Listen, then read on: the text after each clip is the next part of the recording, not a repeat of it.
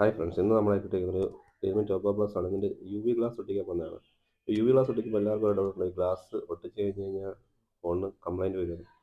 Complaint വരാൻ chance കൂടുതലാണ്. തീർച്ചയായും നമ്മൾ പ്രോപ്പറായ രീതിയിൽ ഒട്ടിച്ചില്ലെങ്കിൽ കംപ്ലൈൻറ്റ് വരും. നമ്മളത് മാക്സിമം ഇതിനകത്തെ ആ ഗ്ലൂ ഡിസ്പ്ലേയുടെ ഹോളിലൂടെയോ സ്പീക്കർ ഹോളിലൂടെയോ ഇറങ്ങാൻ സൂക്ഷിക്കുക. വോളിയം ബട്ടൺ സ്വിച്ച് സ്റ്റക്കായി പോകാനൊക്കെ ചാൻസ് ഉണ്ട്.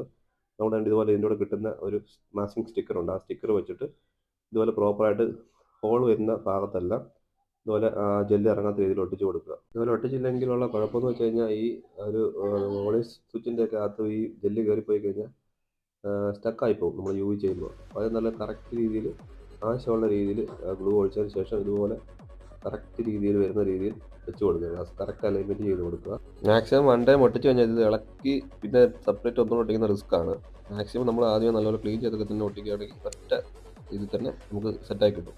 അതിനുശേഷം ഇതുപോലെ യു വി ലൈറ്റ് അധികം നേരം ഒന്നും നോക്കണ്ട, ഒരു 30 സെക്കൻഡൊക്കെ ആകുമ്പോഴത്തേക്ക് ഇത് ഓട്ടോമാറ്റിക്കലി തന്നെ സെറ്റ് ആകുന്നതായിരിക്കും.